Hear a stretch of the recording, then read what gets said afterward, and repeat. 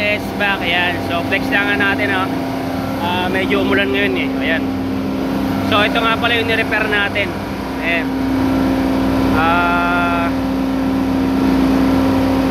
Fully condition siya. Ayan. Bagong repair yan, bagong overhaul. Ayan. Pati yung gasket modified na rin kasi walang budget si Mayor. Ayan. Okay? So syempre, maliban dyan, ayan, umulan nga, di ba? Pati yung ano natin, contactor, pinalitan na natin. Ayan. Contactor bago na rin. Ayan. Okay? So proceed tayo sa isang side. Meron din tayong ginawa ron within a few months. Ito, halos magkakasabayan. Okay? Punta tayo sa ibang side. A few moments later. So ayan, oh, ito na yung ating other side. Okay? So bagong overhaul din natin to. Ayan. As you can see, maganda yung mga condition niya. Ayan. Katulad ng sinabi ko, walang budget si Mayor.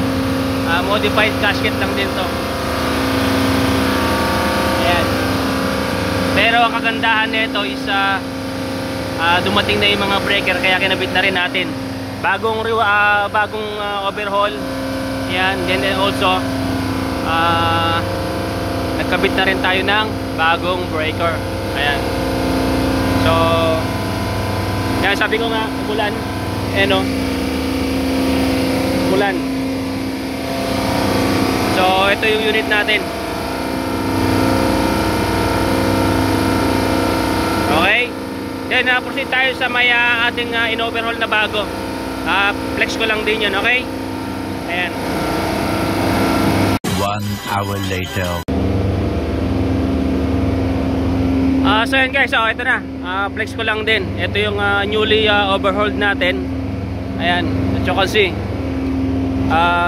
Pero itong malaking gasket, yan, at least bago yan. Ito yan, siyempre, sabi ko nga, walang budget si Mayor. Modified gasket na naman yung nilagay natin. Ayan, o.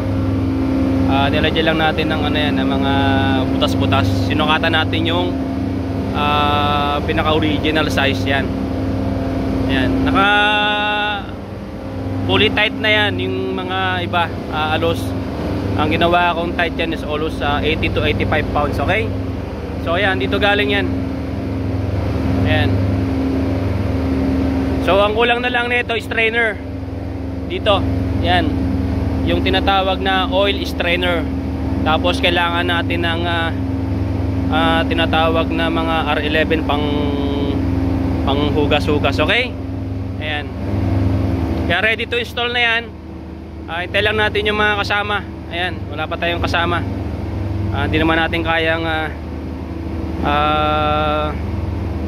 ipasok yan doon sa loob ng mag-isa. Ayan, kailangan natin ng malalakas na kagrupo. Okay? Ayan, bagong overhaul yan. Yung mga piyesa niyan, ni-revive natin, ni-recondition natin. Tapos yung iba, pinalitan natin ng bago. Okay? So winding, yan, also pati yung winding nito pinalitan natin. Ayan, o, umulan.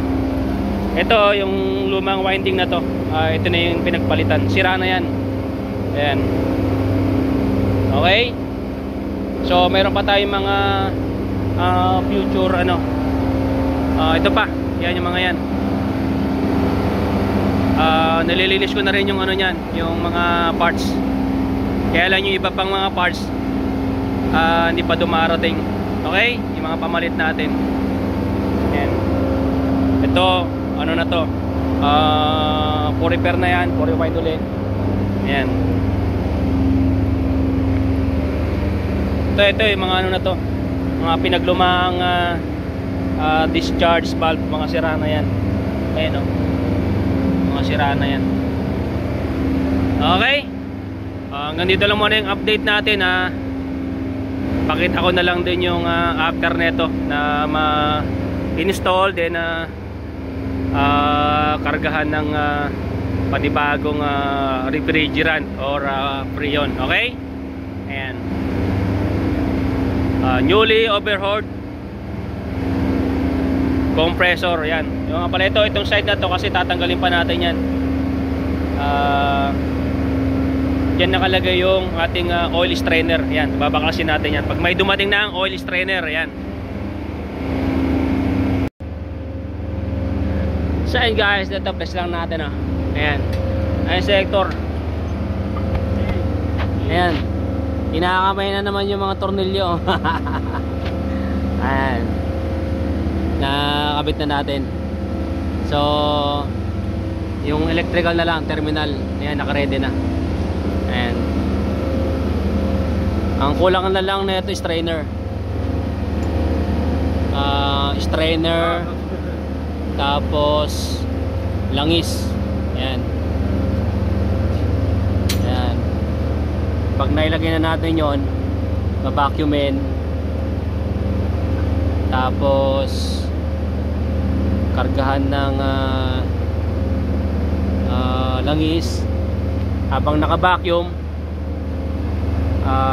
mabilis natin makakarga ng langis yan.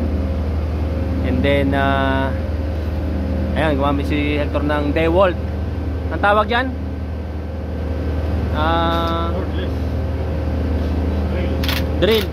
Drill ba tawag yan? Ayan o. Tapos yun nga, after makompleto natin yung strainer, babacuumin na natin yan. Lahat ng bolt hihigpitan. Tapos habang nagbabacuum, kakargaan natin ng langis. Saka i-energize na natin yung heater. Ayun. Pag nakompleto vacuum, yan, buksan na natin tong liquid line. May kargang refrigerant yan. Ayan. Tapos break in. Ayan. Pag kumpleto na, meron ng langis, may free yun na. Ayan, be-break in natin yung unit. Saka ito nga pala, papalitan din natin ito ng ng bagong contactor. Ayan. Meron tayong bagong contactor. Papalitan din natin yan. Ayan. Isa putput na to ra. Isa putput na. Ayan, bumilog na eh. Ito isa maliit. Pero yun natin may mapalitan tayo doon. Ayan o. Ayan. Papadali ang trabaho. Meron kaming DeWalt. Ayan.